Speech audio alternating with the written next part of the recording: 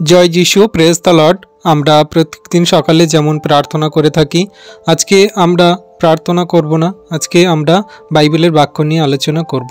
বিশ্বাসী সন্তানরা, আপনারা যেমন জানেন যে প্রত্যেকদিন সকালে আমরা প্রার্থনা করে থাকি। অবশ্যই আমাদের প্রার্থনা করা উচিত, কিন্তু আমাদের সঙ্গে সঙ্গে প্রভুর বাক্যও পড়া উচিত বা সেই বাক্য বিষয়ে জানা উচিত, আর সেই বাক্যকে আমাদের জীবনে কার্যকারী করা উচিত। তো চলুন আমরা আজকে বাক্য নিয়ে আলোচনা করব, আর এই সকল বাক্য আপনার হৃদয়ে ধারণ করুন, বুঝুন, দেখুন, আর সেই সকল বাক্য পালন করে চলুন। প্রভু সর্বদা আমাদের সাথে আছে। তো চলুন আমরা প্রভুর কাছে নত হই, আর আমরা প্রভুর কাছে সেই সকল বাক্য সুন্দর সকালে শুনি, দেখি, বুঝি, আর প্রভু আমাদের সেই বাক্য দ্বারা আশীর্বাদ করছেন। পবিত্র মঙ্গলময় পিতা প্রভু যীশু, তোমায় ধন্যবাদ করি, তোমার প্রশংসা করি, তোমার গৌরব করি। প্রভুগো, তুমি সেই মহান দয়ালু কৃপাময় ঈশ্বর পিতা রাজাধিরাজ। প্রভুগো, তুমি আমাদেরকে আরেকটি বার তোমার চরণতলে আসতে দিয়েছো। প্রভু, তুমি নাম ধরে ডেকেছো তোমার সন্তানদেরকে। প্রভু, তার জন্য ধন্যবাদ করি। প্রভুগো, তোমার এই সুন্দর মধুর বাক্য আমাদের বুঝতে দাও।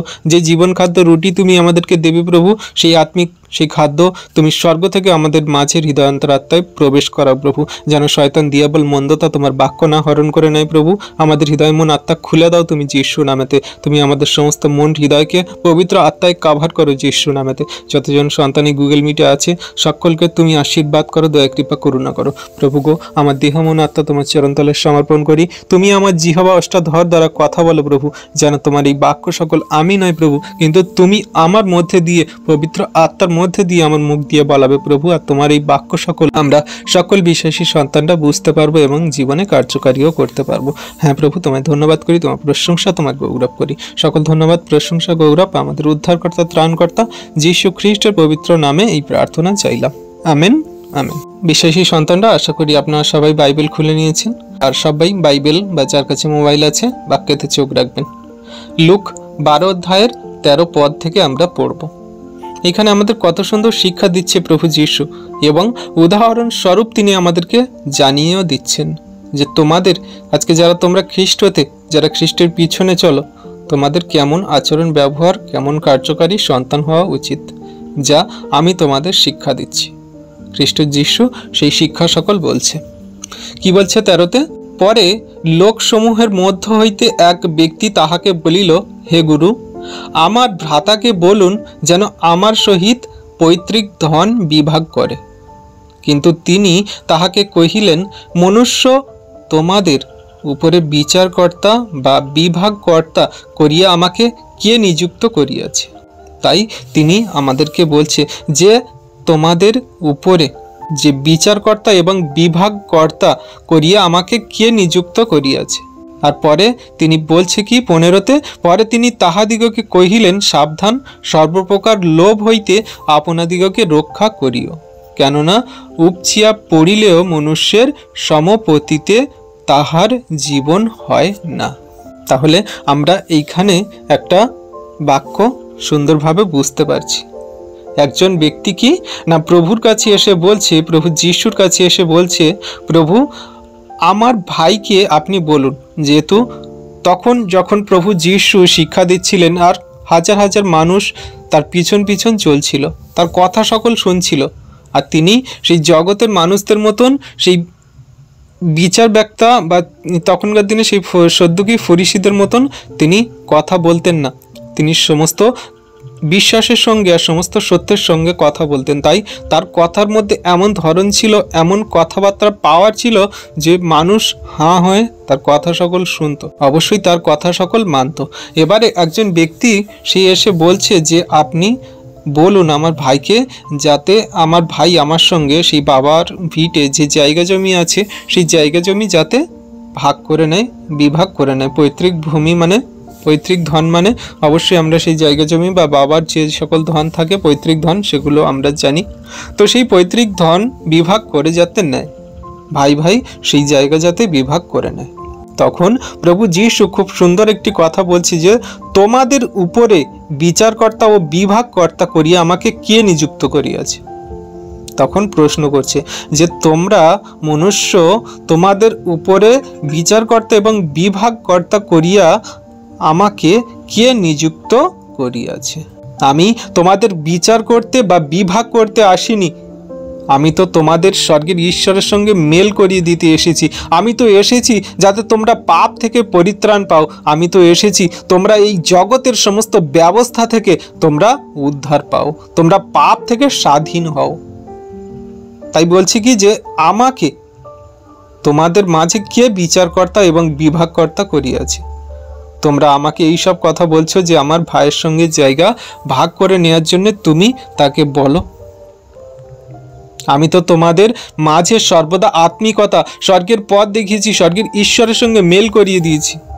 আমি তো তোমাদের কাছে এসে বলছি যে আমি তোমাদিগকে সত্য সত্য বলিতেছি, তোমরা যদি না আমার মধ্যে দিয়ে না যাও তাহলে কেউ তোমরা স্বর্গে পৌঁছাতে পারবে না, পিতার কাছে যেতে পারবে না। আমি তোমাদের মাঝে কোনো মতে বিচার করতে, বিভাগ করতে আসিনি। তোমরা আমাকে শুধু শুধু বলছো যে আমার ভাইয়ের সঙ্গে জায়গাকে ভাগ করে নেওয়ার জন্য তুমি আমার ভাইকে বলো, কিন্তু আমি তোমাদের কোনো মতে বিচারকর্তা, বিভাগকর্তা হয়ে আসিনি। অবশ্যই সমস্ত বিচারের ভার পিতা আমাকে দিয়েছে, কিন্তু শেষ দিনে আমি সেই বিচার করব, যা সমগ্র জাতির জাতির মানুষের আমি বিচার করব, কিন্তু তা এখন নয়। তাই বলছে তোমাদের মাঝে বিচারকর্তা, বিভাগকর্তা করিয়া আমাকে কে নিযুক্ত করিয়াছে? আর তাই বলছে যে তোমরা সর্বপ্রকার সেই লোভ থেকে পলায়ন করো বা সাবধান থাকো। এখানে 15তে বলছে কি বলছে, পরে তিনি তাহাদিগকে বলিলেন, সেই ব্যক্তিটাকে শুধু না, এখানে সমগ্র জাতির মানুষ, এবং তখন যখন প্রভু যিশু শিক্ষা দিচ্ছিলেন সেই তাদেরকেও বলছিলেন, আর এখন যারা আমরা এই বাক্য দেখছি, শুনছি, আমাদেরকেও বলছে। কি বলছে? পরে তিনি তাহাদিগকে বলিলেন, সাবধান, সর্বপ্রকার লোভ হইতে আপনাদিগকে রক্ষা করিও, কেননা উপচিয়া পড়িলেও মনুষ্যের সম্পত্তিতে তাহার জীবন হয় না। তাহলে আমরা ভালো করে এই বিষয়টা বুঝি। আমরা সর্বপ্রকার লোভ থেকে যদি আমাদের নিজেদেরকে রক্ষা করি, নিজেদেরকে যদি সংযত করি, যা আছে আমার, আজকে আমি যা পেয়েছি আর যেভাবে আমি জীবনকে কাটাচ্ছি, তাতেই আমি যদি সন্তুষ্ট থাকতে পারি, তাহলে বিশ্বাস করুন যে খ্রিস্টতে থাকা বিশ্বাসী সন্তানরা আপনার জীবন খ্রিস্ট যিশুই রক্ষা করিবেন, এবং খ্রিস্ট যিশু শেষ দিনে ওঠাবেন এবং সেই জীবনকে অনন্ত জীবনে প্রবেশ করাবেন। তাই তিনি বলছে কি, এখানে একদম লাস্ট লাইনে আমরা বুঝি, কেননা উপচিয়া পড়িলেও মনুষ্যের সম্পত্তিতে তাহার জীবন হয় না। এখানে উপচিয়া কথার অর্থ হলো, তোমার অনেক ধন সম্পদ, যদি অনেক অঢেল টাকা পয়সা সম্পত্তি থাকে, তুমি সেখানে অনেক মান যশ খ্যাতি অনেক অর্জন করো, কিন্তু তাতে তোমার কোনো মতে জীবন পাওয়া যাবে না। তুমি টাকা পয়সা সম্পত্তি দিয়ে, তুমি মান যশ খ্যাতি দিয়ে কোনো মতে তুমি জীবনকে পাবে না। আর এই জীবনের কথা বলা হচ্ছে কোন জীবন? সেটা হলো অনন্ত জীবন। তাই বলছে তুমি এই জগতের সমস্ত প্রকার, যা জগতের যত রকমের লোভ হয়, টাকা পয়সার লোভ, ধন সম্পদের লোভ, গাড়ি বাড়ির লোভ, নানান রকম সাজগোজ, সুন্দর দেখানো, মানুষের কাছে প্রতিপত্তি পাওয়ার, নিজের বড় বড় আসন পদ পাওয়ার, তুমি যত প্রকারের এই জগতের লোভ হয়, সেগুলো থেকে তুমি সাবধান থাকো আর নিজেকে রক্ষা করো, কারণ তুমি এগুলো দ্বারা কোনো মতে জীবনে প্রবেশ করতে পারবে না। এগুলো দ্বারা তোমার কোনো মতে জীবন পাওয়া যাবে না। জীবন পেতে গেলে তোমার খ্রিস্টের যোগ্য সন্তান হতে হবে, তার পদাঙ্ক অনুসরণ করে, তাকে বিশ্বাস করে, তার অমূল্য রক্তের শুচিশুদ্ধ হয়ে তিনি তোমার অনুগ্রহ দ্বারা অনন্ত জীবনে প্রবেশ করাবেন। একমাত্র সেই খ্রিস্ট যিশুই পারেন। তাই বলছে তোমার সম্পত্তিতে, তোমার এই জগতের সমস্ত বস্তুতে, কোনো কিছুতে তুমি জীবন পাবে না। Amen, hallelujah.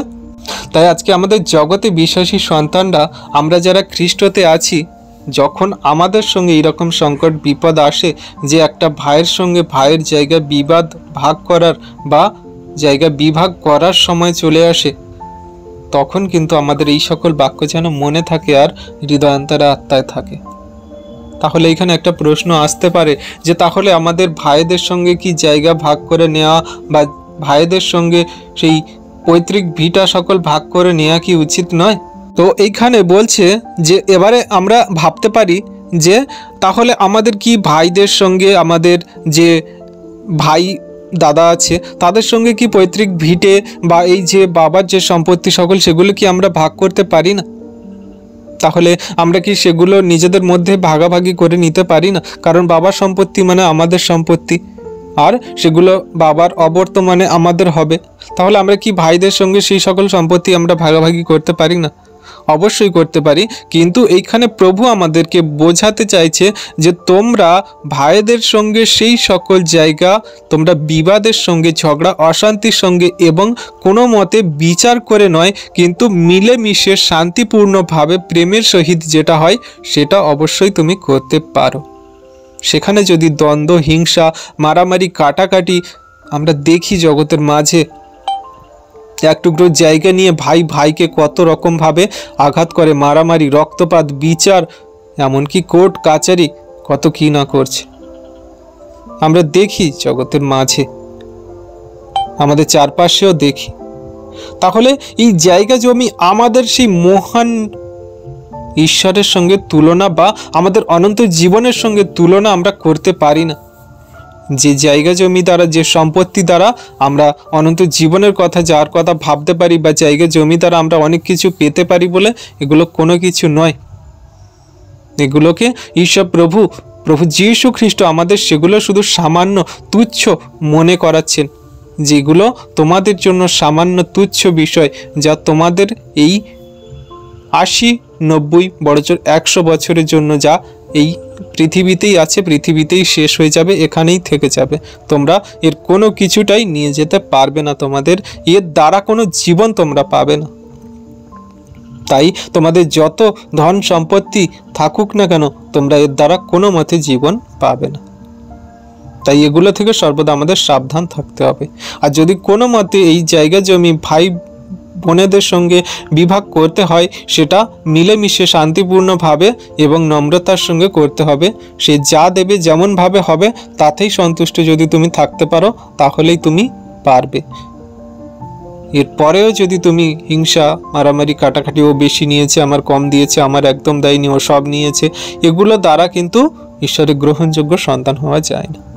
ঈশ্বর প্রভু আমাদের সর্বপ্রকার কি বলছে, সর্বপ্রকার তোমার সেই লোভ হইতে সাবধান থাকো। তো তুমি যেটা যতটুকু আর যেভাবে তোমার দেয়া হচ্ছে সেভাবেই যদি তুমি নিয়ে সন্তুষ্ট থাকতে পারো, তাহলে তুমি ঈশ্বরের গ্রহণযোগ্য সন্তান হচ্ছ।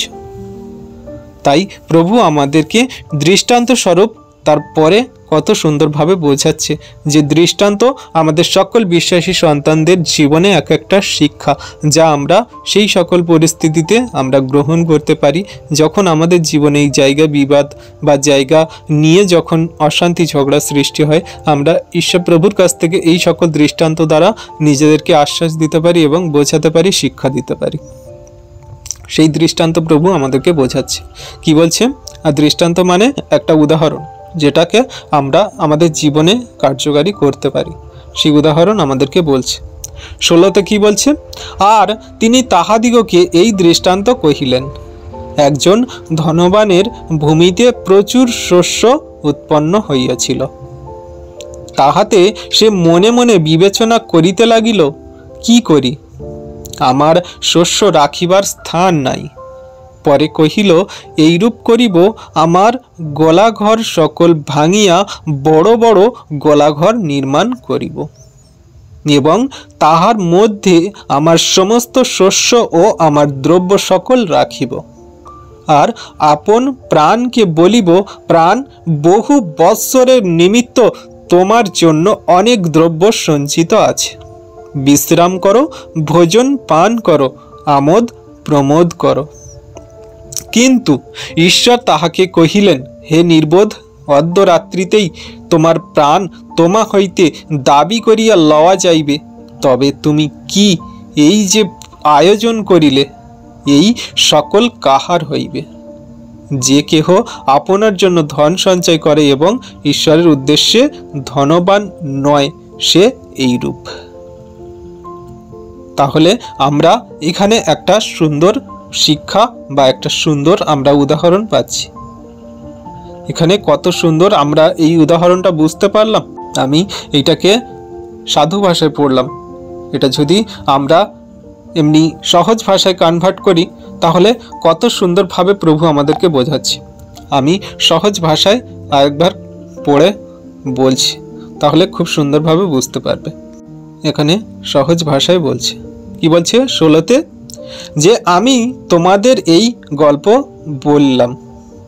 একজন ধনীর জমিতে অনেক শস্য উৎপন্ন হয়েছিল। তাতে সে মনে মনে চিন্তা করতে লাগলো, কি করি, আমার তো এত শস্য রাখার জায়গা নেই।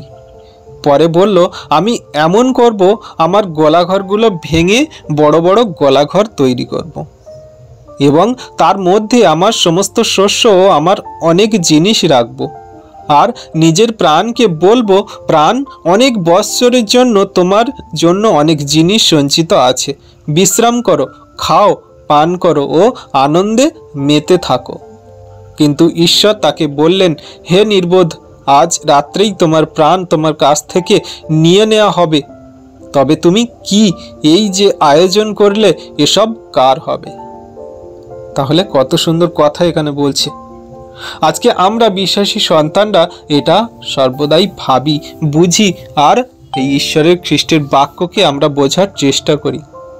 আমরা এই যে ধন সম্পদ, টাকা পয়সা, এই যে ভাই ভ্রাতার সঙ্গে আমরা জায়গা জমি বিভাগ করার জন্য আমরা যে ভাবছি, সম্পত্তি ভাগাভাগি করার জন্য, তাহলে এই যে কথা প্রভু আমাদের উদাহরণস্বরূপ বলছে যে আমরা এই যে ধন সম্পদ নিজেরা আমাদেরকে আয়ত্ত করার জন্য আমরা লোভ লালসা দেখাচ্ছি, তাহলে আজকে রাত্রিতেই যদি আমার প্রাণ নিয়ে নেওয়া হয়, তাহলে এই যা আয়োজন আমরা করছি এগুলো কার হবে?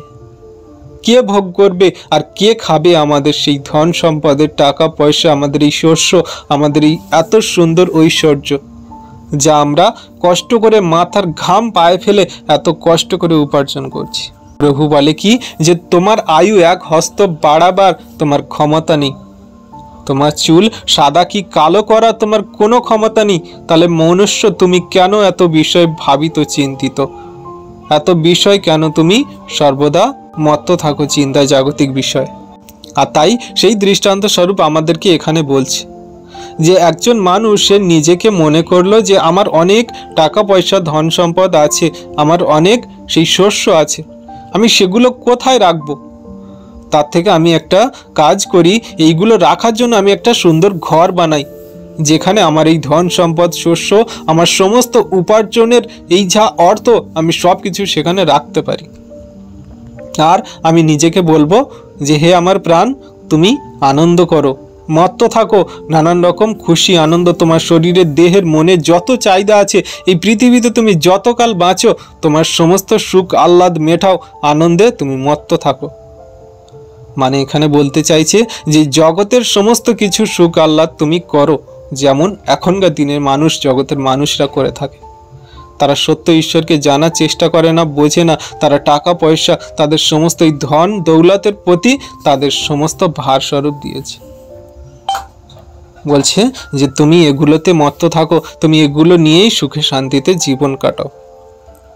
কিন্তু তোমার এগুলো যখন শেষ হয়ে যাবে, ঈশ্বর প্রভু বলছে যে হে নির্বোধ, তোমার কাছ থেকে যদি এই আজ রাতেই তোমার প্রাণ নিয়ে নেওয়া হয়, তাহলে এই যা তুমি ভাবনা চিন্তা করে এই নতুন ঘর বানিয়েছো, এত টাকা পয়সা সেখানে সঞ্চয় করে রেখেছো, এগুলো কে ভোগ করবে, কোথায় যাবে, কি হবে?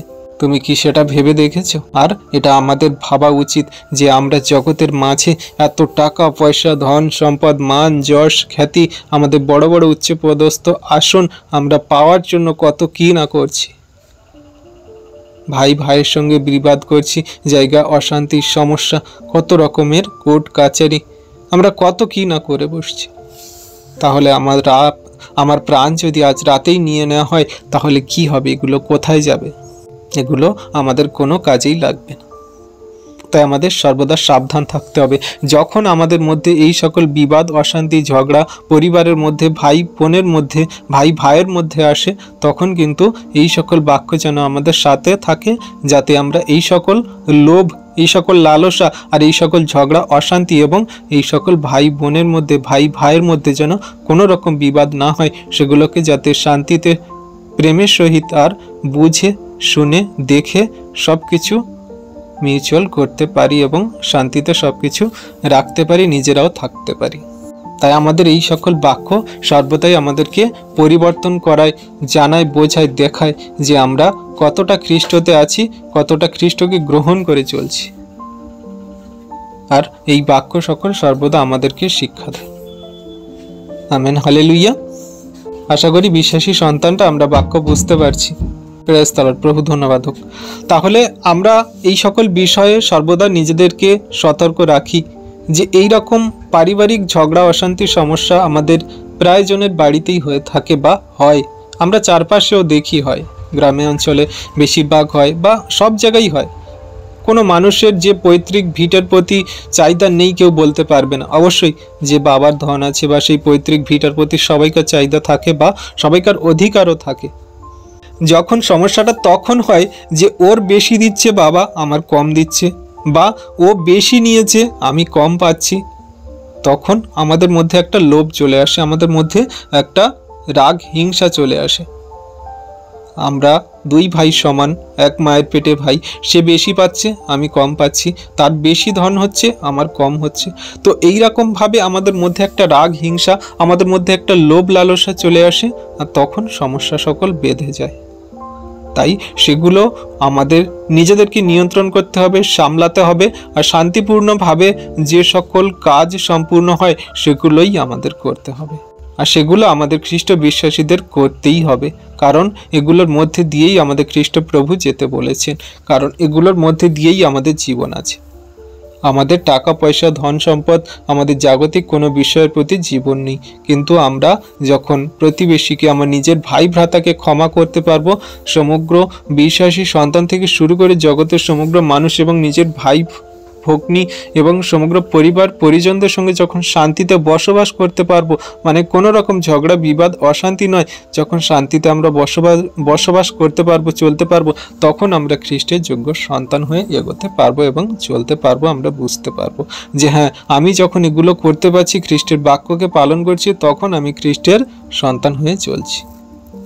আর এগুলো আমাদের করতেই হবে। আর 21 বলছি কি, যে কেউ নিজের জন্য ধন সঞ্চয় করে সে ঈশ্বরের কাছে ধনবান নয়, তার অবস্থা এমনই হয়। তাহলে আমরা বুঝতে পারছি যে আমরা নিজেদের জন্য যখন ধন সঞ্চয় করি, তখন আমরা ঈশ্বরের কাছে কিন্তু ধনবান নই। আমরা ঈশ্বরের কাছে তুচ্ছ, নিন্দার পাত্র হই। যে আমার সন্তান হয়ে যে আজকের আমি শিক্ষা দিচ্ছি তাদের নম্রতা, প্রেমের, ভালোবাসার, একে অন্যের প্রতি দীর্ঘ সহিষ্ণুতার, তোমরা যা পেয়েছো শান্তিতে থাকো, আমার প্রতি বিশ্বাস রাখো, আমি তোমাদের সমস্ত কিছু দেব বলেছি। আর তুমি সেই জাগতিক বিষয়, নিজের পৈতৃক ধন সম্পদ, ভাই বোনের সঙ্গে ঝগড়া, অশান্তিতে সর্বদা মেতে আছো সামান্য এক টুকরো জায়গার জন্য, যা তুমি এই জগতে, এই পৃথিবীতে ছেড়ে যাবে, তোমার কোনো কাজে লাগবে না। প্রভু আমাদেরকে আগে শিক্ষা দিয়েছে যে তুমি স্বর্গে ধন সঞ্চয় করো, যেখানে পোকায় কাটবে না, মোর্চায় ক্ষয় হবে না এবং চোরে চুরিও করবে না। তাহলে তুমি এই জগতে ধন সঞ্চয় করো, আর সেই জগতে ধন সঞ্চয় নিয়ে বলো আমি স্বর্গরাজ্যে যাব, আমি ঈশ্বরের যোগ্য সন্তান হব।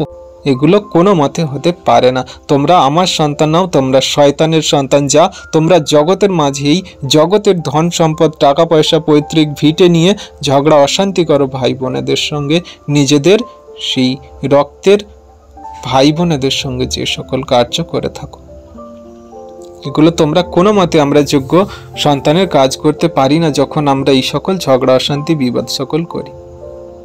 তাই আমাদের সর্বদা খেয়াল রাখতে হবে যে আমরা খ্রিস্ট হতে থাকা বিশ্বাসী সন্তানরা প্রভুর একটা বাক্য যেন আমরা নিষ্ফল না করি, মানে একটা প্রভুর বাক্যকে যেন আমরা তুচ্ছ না করি, সর্বদা তার বাক্যকে যেন পালন করে কার্যকারী করে চলতে পারি।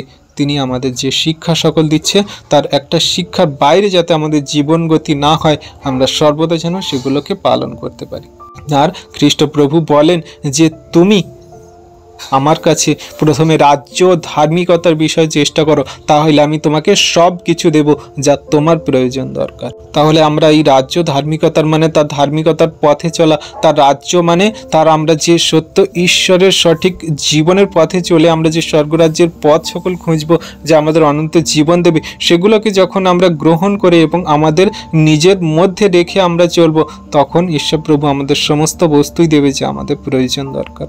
আমরা দিনের কষ্ট দিনের জন্য যথেষ্ট। আমরা যা খাই যা পড়ছি আমাদের যেভাবে চলে যাচ্ছে, আমাদের হাত দিয়েছে পা দিয়েছে, আমাদের সমস্ত কর্ম করার জন্য ঈশ্বর প্রভু পৃথিবীতে সমস্ত বস্তুই আমাদের অধিকারে দিয়েছে। আমরা চেষ্টা করলে সব কিছু করতে পারি, কিন্তু এই যে বাবা মার পৈতৃক ভিটা, এগুলোতে যে আমাদের লোভ লালসা এবং ভাই ভাইয়ের প্রতি বিবাদ হিংসা মারামারি, এগুলো কিন্তু আমাদের সঠিক পথ নয়, যেগুলো আমাদের খ্রিস্ট বিশ্বাসীদের সর্বদা খেয়াল রাখতে হবে। তাহলে ঈশ্বর প্রভু আমাদের এখানে কি শিক্ষা দিচ্ছে? আমাদের সম্পূর্ণ নম্রতার, প্রেমের এবং একে অন্যের প্রতি প্রেম ভালোবাসা রেখে, ভাই ভগ্নির প্রতি প্রেম ভালোবাসা রেখে এবং সম্পূর্ণ নিঃস্বার্থ নিষ্কলঙ্ক এবং সমস্ত লোভ লালসা থেকে আমাদের দূরে রেখে, সমস্ত জগতের চাহিদা প্রয়োজনীয়তা দূরে রেখে আমাদের সম্পূর্ণভাবে খ্রিস্টের গ্রহণযোগ্য সন্তান হিসাবে জীবনযাপন করা। আমাদের জীবন যেভাবেই যেমনভাবেই চলে আমরা সেভাবেই সন্তুষ্ট থাকি, আমরা সেভাবেই জীবনকে চালানোর চেষ্টা করি। আমরা চেষ্টা করি যে খ্রিস্টের গ্রহণযোগ্য সন্তান হয়ে চলার জন্য। আচ্ছা, আমার একটা প্রশ্ন, আমরা বেশি খাই আর ঝগড়া অশান্তিতে জীবন কাটাই, সেটা ভালো, নাকি অল্প খাই আর শান্তিতে জীবন কাটাই সেটা ভালো? তাহলে আমরা মানুষ যারা রাজা ধীরাজ বা যারা বড় লোক, যাদের অনেক ধন সম্পদ আছে, যাদের অনেক টাকা পয়সা আছে, তাদের জীবনে কোনো শান্তি নেই, তাদের মধ্যে কোনো প্রেম নেই, তাদের একে অন্যের প্রতি কোনো ভালোবাসা নেই। কিন্তু আজকে আমরা যারা খ্রিস্টতে আছি বা আমরা যারা আজকের কম ধন সম্পদ আছে, আমাদের দিনের কষ্ট দিনের প্রয়োজনীয়তা ঈশ্বর প্রভু মিটিয়ে দিচ্ছে, পরিবারের সঙ্গে, ভাই বোনের সঙ্গে, বাবা মার সঙ্গে, প্রিয়জনদের সঙ্গে আমরা শান্তিতে প্রেমের সঙ্গে বাস করতে পারছি, একে অন্যকে ভালোবেসে সাথে রেখে সাথে থেকে আমরা চলতে পারছি। এটা আমাদের জন্য কি উত্তম এবং ভালো নয়, সুন্দর নয়? আমরা সবাইকার সঙ্গে প্রেমের সহিত চলতে পারছি। আমাদের প্রেম ভালোবাসা আর সবাইকার সঙ্গে সাথে নিয়ে অনন্ত জীবনের পথে চলা, এটা আমাদের জীবনে খুব গুরুত্বপূর্ণ। ঝগড়া অশান্তি বিবাদ, আমরা একে অন্যের প্রতি হিংসা, আমরা কতদিন এমনি করে জীবনকে চালাতে পারবো? আর কতদিন বা আমাদের জীবন এগুলো চলবে? আমরা মানুষ, আমাদের ঈশ্বর প্রভু সবাইকার ভালোবাসার জন্য দিয়েছেন যে তুমি তোমার প্রতিবেশীকে আপনার মতো প্রেম করো। মানে প্রতিবেশী মানে কি যে আমার পাশের বাড়িতে যে থাকে সে, তা নয়। প্রতিবেশী মানে সবাই, যত আমাদের এই জগতের মানুষ আছে সবাই আমাদের প্রতিবেশী, সবাই আমাদের বন্ধু প্রিয়জন, সবাই আমরা একে অন্যের সহভাগী সন্তান, আমরা বন্ধু। যারা আজকে আমরা এই পৃথিবীতে আছি, ঈশ্বর প্রভু আমাদেরকে যাদের নির্মাণ করেছে, আমরা নিজেরাই নিজেদের বিভাগ করে ফেলেছি, জাতি ধর্ম বর্ণ, উঁচু নিচু, মুসলিম হিন্দু খ্রিস্টান, এগুলো সব আমরাই করেছি, ঈশ্বর প্রভু করেনি। তাহলে আমরা জগতের মাঝে যে সকল দৃষ্টিভঙ্গি দিয়ে বিচার করি, যে সকল দৃষ্টিভঙ্গি দ্বারা আমরা ঝগড়া অশান্তি বিবাদ করি, সেগুলোর থেকে খ্রিস্টের প্রেম আর ঈশ্বরের প্রেম অনেক বড়। তাই এখানে যে শিক্ষা আমাদের প্রভু দিচ্ছে, যে একজন ব্যক্তি এসে প্রভু যিশুর কাছে বলছে, হে গুরু, তুমি আমার ভাইকে বলো যাতে আমার সঙ্গে এই পৈতৃক ভিটা বাবা মার জায়গা জমিকে ভাগ করে নেয় যাতে। তখন ঈশ্বর প্রভু সুন্দরভাবে এই সকল শিক্ষা দিচ্ছে, যেগুলো আমাদের খ্রিস্ট বিশ্বাসীদের এবং জগতের সমগ্র মানুষের এই শিক্ষাকে গ্রহণ করে চলা উচিত। আর যদি এই সকল শিক্ষা আমরা হৃদয়ে ধরতে পারি, গ্রহণ করতে পারি এবং সেই মতো চলতে পারি, আমি বিশ্বাস করি, আর এখানে যতজন বিশ্বাসী সন্তানরা আছে এই বাক্যকে বুঝেছে, তারাও অবশ্যই বিশ্বাস করবে যে এই রকমভাবে যদি আমরা চলতে পারি তাহলে কোনো মতে কোনো দিন জগতে কোনো ভাই বোনের সঙ্গে, ভাই ভাইয়ের সঙ্গে, বাবার সন্তানের সঙ্গে কোনো রকম জায়গা নিয়ে অশান্তি ঝগড়ার সমস্যা হবে না, কেউ কোর্টে যাবে না, কেউ হত্যা হবে না, আর কারোর কোনো রক্তপাত হবে না। সবাই শান্তিতে প্রেমের সহিত এবং সবাই একে অন্যকে ভালোবেসে সংসারে চলতে পারবে। Amen, hallelujah. ঈশ্বর আপন বাক্যে সকলকে আশীর্বাদ করুন। Amen, amen, amen. আমি এই বাক্যের উপরে ছোট্ট করে একটা প্রার্থনা করব, আর তারপর আমাদের সাক্ষ্য আছে, আসবো।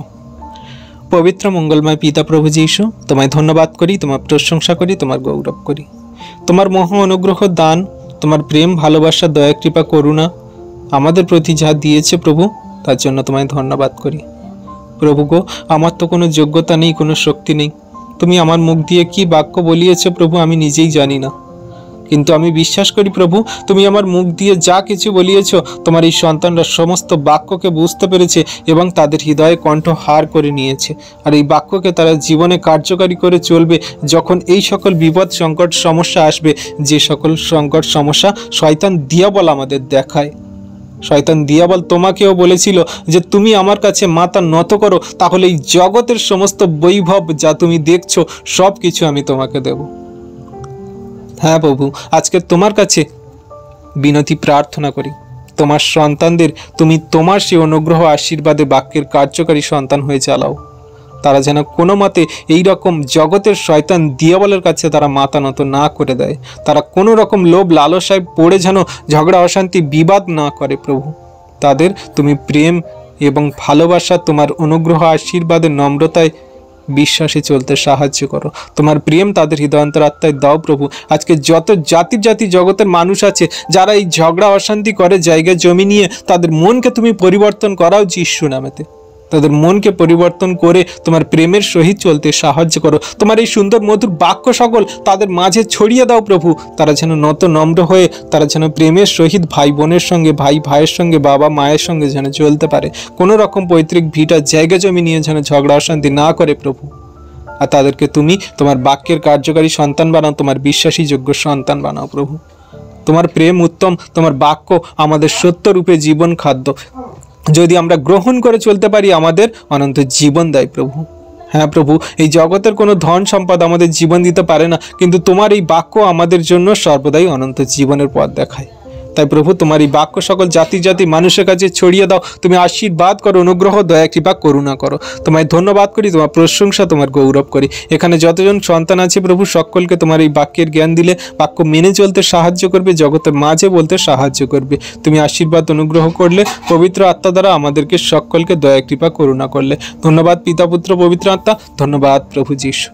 সকল ধন্যবাদ, প্রশংসা, গৌরব আমাদের উদ্ধারকর্তা, ত্রাণকর্তা, জীবনদাতা, মুক্তিদাতা যীশু খ্রিস্টের পবিত্র মধুর নামে এই প্রার্থনা সকল চাইলাম। তুমি দেখলে, শুনলে আর উত্তরকেও দিলে। Amen, amen, amen. সকল বিশ্বাসী সন্তানরা, আমাদের এই ভিডিও প্রার্থনা যদি আপনাদের ভালো লাগে তাহলে আপনারা আমাদের এই চ্যানেলটিকে লাইক করুন, কমেন্ট করুন, আর বেশি বেশি বিশ্বাসী সন্তানদের কাছে শেয়ার করুন, যাতে তারাও ঈশ্বরের আশীর্বাদ, অনুগ্রহ পায়, আর তারাও যাতে আমাদের এই সত্য ঈশ্বরের জীবন্ত বাক্য, শিক্ষা এবং প্রার্থনা সকল তারা শুনতে পারে, ঈশ্বরের আশীর্বাদ, অনুগ্রহ পেতে পারে। আর বিশ্বাসী সন্তানদেরকে আমরা রিকোয়েস্ট করব, আমাদের নতুন চার্চ মণ্ডলী হচ্ছে, সেই মণ্ডলীর চার্জ আপনারা সাহায্য করুন, হেল্প করুন। আপনাদের কিছু কিছু টাকা থেকে, সেখান থেকে ঈশ্বরের রাজ্যের জন্য আপনারা আমাদের এই মিনিস্ট্রিতে অবশ্যই আপনারা পে করতে পারেন। আমাদের যে ডিসপ্লেতে দেয়া যে নাম্বার আছে, যে ব্যাংক অ্যাকাউন্ট আইডি আছে, সেখানে আপনারা অবশ্যই পে করতে পারেন। আর পে করার আগে আপনাদের যদি মনে হয় যে এটা সত্য কিনা, সঠিক কিনা, এখানে কোনো রকম ভুল বা এখানে কোনো রকম মিথ্যা বা এখানে কোনো রকম বাজে হচ্ছে কিনা, আপনারা ফোন নাম্বারে ফোন করে জেনে বুঝে সঠিকটা আপনারা অবশ্যই সাহায্য, হেল্প করতে পারেন। যদি আপনাদের ইচ্ছা হয় তো অবশ্যই আপনারা আমাদের সাহায্য করতে পারেন। আপনাদের সহযোগিতা ছাড়া আমরা কিছু করতে পারবো না। আর আমরা প্রভুর কাছে প্রার্থনা রাখি, আমাদের সেই সকল মণ্ডলী, মিনিস্ট্রি প্রভু আরও বৃদ্ধি করাবেন। আপনাদের যে সকল আশীর্বাদ, অনুগ্রহ প্রভু করছে, জাতি মানুষ যাতে পায়, আমরা সেই আশায় আছি। আর অবশ্যই আমাদের প্রভু সেই আমাদের বিশ্বাসে প্রার্থনা উত্তর দিচ্ছেন এবং দেবেন। আপনাদের যদি ইচ্ছা হয় অবশ্যই আপনারা সাহায্য করতে পারেন। আপনারা যারা আমাদের এই চ্যানেলটিকে দেখছেন, অবশ্যই আপনারা আমাদের এই চ্যানেলটিকে সাবস্ক্রাইব করে রাখবেন নতুন নতুন ভিডিও পাওয়ার জন্য। আর যারা সাবস্ক্রাইব করেছেন তাদেরকে অসংখ্য অসংখ্য ধন্যবাদ। জয় যিশু, প্রেজ দ্য লর্ড।